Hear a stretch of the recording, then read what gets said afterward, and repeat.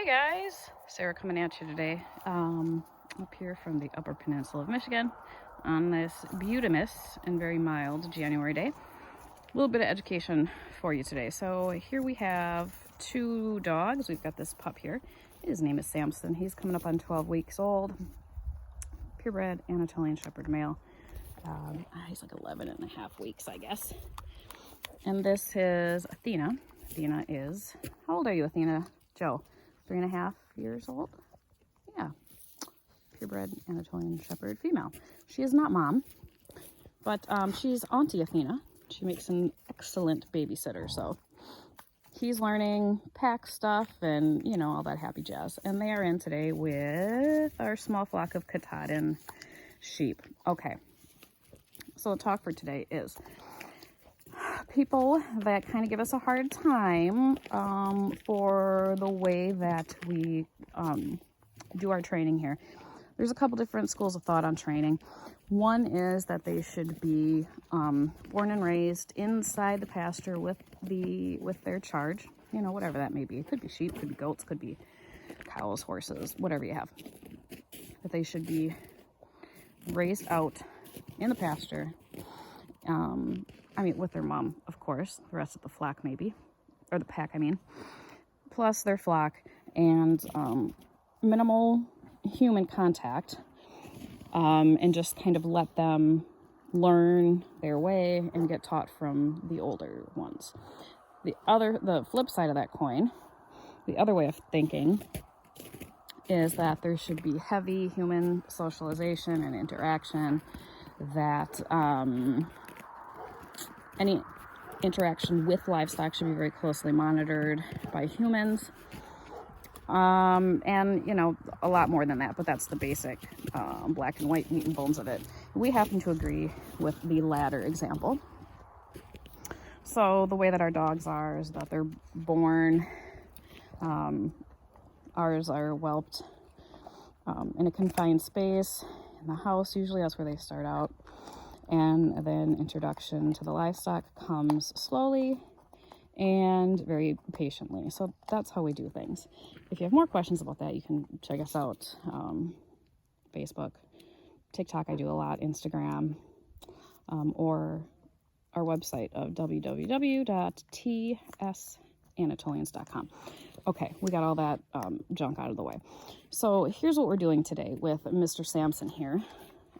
He's, you know, a well-rounded, well-adjusted young man, and has had quite a bit of exposure with critters. Here's my thing, though. I'm going to tell you what. These gals over here are very leery of Athena and Samson because they don't really know Samson. Samson's pretty new, so they're like, what the heck is that little thing? Is he going to hurt us? Are we supposed to be afraid of him? Like, we don't know what's going on. And that's perfectly good for him because that's safe for him then. So he's doing exactly what I want to see him doing right now. He's sitting here. He picked up some raw that somebody left behind, some bones and stuff. So he is happy. You can tell from his body language. Obviously, he's content. He feels safe. He has Auntie Athena in here. If she gets up and suddenly alerts, he's probably going to do the same thing and stick right next to her. But he's around them, right? He's seeing them, he's smelling them, he's hearing the sights and sounds and the movements and what they do. And that's absolutely perfect. Like, I want to see this. Times that I won't do this, though, are we have a few goats. We have a couple does that not only do they have very large sets of horns, but their attitudes absolutely are undesirable. They already have a couple nails in their coffin in terms of what they're going to show me for kidding season in the spring, and they might be on their way into the crock pot just because I don't deal with bad attitudes here. But I can guarantee you that if I put Athena and this puppy in there with some of those does, I would have a dead or injured dog. It's careless, it's reckless, it's just dumb. You don't do that. You don't take a little puppy of, you know, the last time I weighed him a week ago, he was 35 pounds, so he's probably closer to 40 now, but you don't put that in against a goat that's, you know, I don't know, she's the one that's really ornery is probably 120. That's just ridiculous. It's stupid and reckless. And then, you know, the argument of, well, that's the way they did it back in the motherland of Turkey. You know, it was sink or swim. To an extent, yes, that's true. There were a lot of losses. You would take an entire litter out, turn them loose, and see what would happen. And there was a lot of mentality of, well, we'll see who makes it and who doesn't. But guess what? I'm not back in the 1800s anymore, and I value my stock a whole heck of a lot. So I'm not going to have that mentality, first and foremost. The second thing is, back out when you were, you know, living in your yurt, or you were in your tent, or whatever over there, the shepherd was out there 24/7. He didn't go and work a 9-to-5 job, or a 12-hour or a 16-hour shift somewhere, Monday through Friday, home on the weekends. That wasn't a thing. You were out there sleeping under the stars, sleeping with your dogs. They were watching everything. And you best believe that the shepherds were out there correcting stuff that the pack wasn't. Now, the pack is going to correct quite a bit. There's plenty of times that Mr. Samson here likes to try to get a little stupid and try to take food away from somebody he shouldn't. So there are basic manners. Absolutely, the pack is going to teach him. You're a good boy.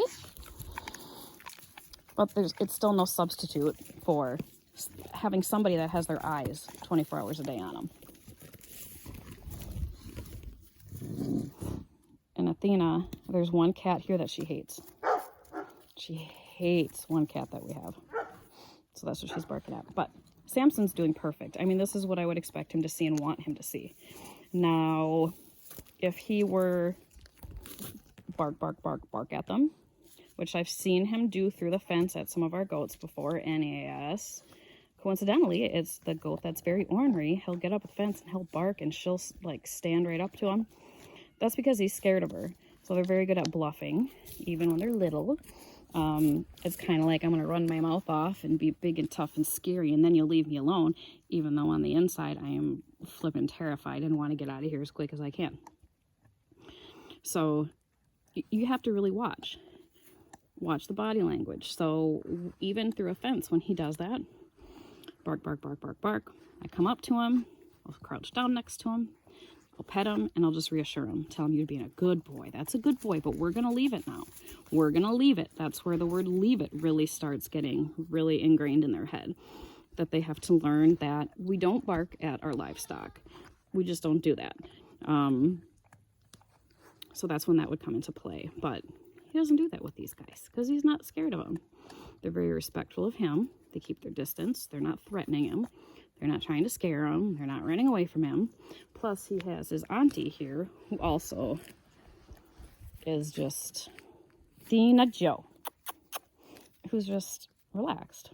She's really chill. She's a nice energy for him to be around, because she's very dominant. She's a very alpha female, but she's just very, very calm.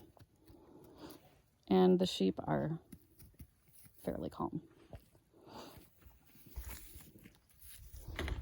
So it's a win-win. It's a win-win, man. But yeah, Samson's doing perfect. He's doing exactly what we want him to be doing in this environment.